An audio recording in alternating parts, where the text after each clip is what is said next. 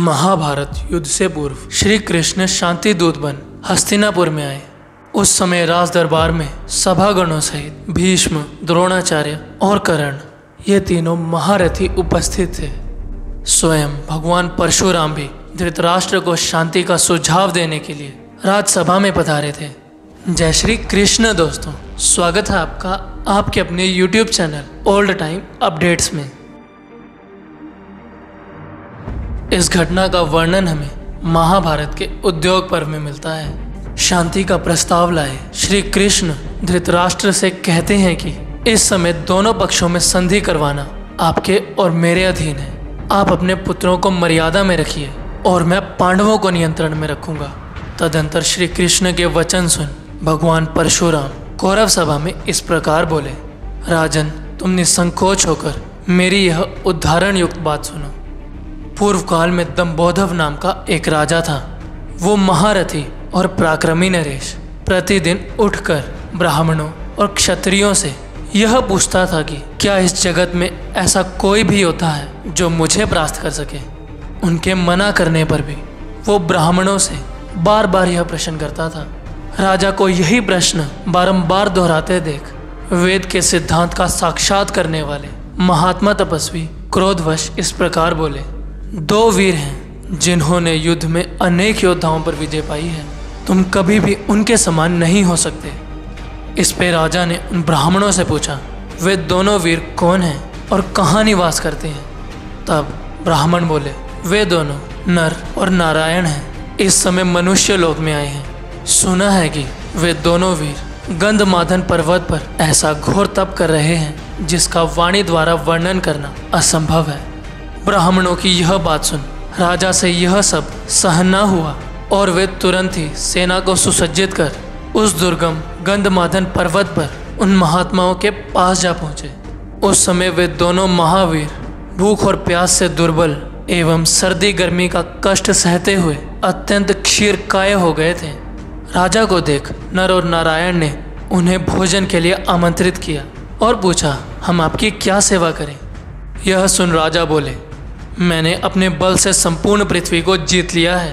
अब आप दोनों से युद्ध करने की इच्छा से मैं इस पर्वत पर आया हूँ। इस पे नर नारायण बोले, हमारा यह आश्रम क्रोध और लोभ से रहित है। आप कहीं और जाकर अपनी इच्छा पूर्ण कीजिए। जब उन दोनों महात्माओं के समझाने पर भी दंबोधव नहीं माने, तब महात्मा नर ने हाथ में एक मुट्ठी सींग लेकर क्रोधवश इस प्रकार कहा, युद्ध चाहने वाले क्षत्रिय अपनी सारी सेना को तैयार कर ले और अपने अस्त्रों शस्त्रों से भी संपन्न हो जा।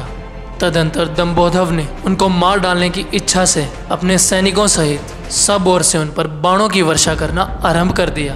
तब महामुनि ने उन बाणों की बिल्कुल भी परवाह ना करते हुए सींगों द्वारा ही उन्हें बींध डाला। तब महर्षि नर ने ऐसी कास्त्र का प्रयोग किया जिसका निवारण करना असंभव था और अपनी माया द्वारा सींगों से ही दंबोधव की आंखों, कानों और नसलियों को बींध डाला। तब राजा अपनी पराजय स्वीकार करते हुए महात्मा के चरणों पर गिर पड़े। तदंतर महात्मा नर ने उसे जीवन दान देते हुए ब्राह्मणों का हितैषी बनने की सलाह दी और उसे वहां से जाने दिया। इस प्रकार पूर्व काल में महात्मा नर ने यह कार्य किया।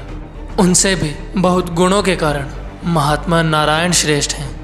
हे राजन, जब तक श्रेष्ठ गांडीव धनुष पर बाणों का संधान नहीं किया जाता, तब तक ही तुम अभिमान छोड़ अर्जुन से मिल जाओ। प्रस्वापन, मोहन, उन्मादन, त्रासम, दैवक, पैशाच, राक्षस और योम्य, केवल इन 8 अस्त्रों के प्रयोग द्वारा ही शत्रुओं को सूझबूझ नहीं रहती। वे अचेत हो जाते हैं। कई मनुष्य सोने लगते हैं, कई उछलने कूदने और चिल्लाने, कितने ही मलमूत्र करने और निरंतर रोने हंसने लगते हैं। और यह 8 अस्त्रों का अच्छा ज्ञान नर स्वरूप अर्जुन को है। युद्ध में उनकी समानता कोई नहीं कर सकता। उन विजयशील वीर अर्जुन को जीतने का साहस तीनों लोकों में कोई नहीं कर सकता।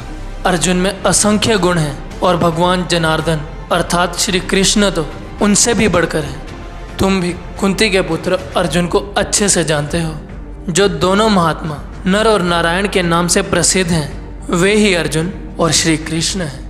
भरत, यदि तुम इस बात को इस रूप में ही जानते हो और मुझ पर तनिक भी संदेह नहीं है तो मेरे कहने से श्रेष्ठ बुद्धि का आश्रय ले पांडवों के साथ संधि कर लो। आज की वीडियो में बस इतना ही। अगर आज की वीडियो में बताई खास जानकारी पसंद आई होगी तो वीडियो को लाइक करें, शेयर करें और चैनल को सब्सक्राइब अवश्य करें।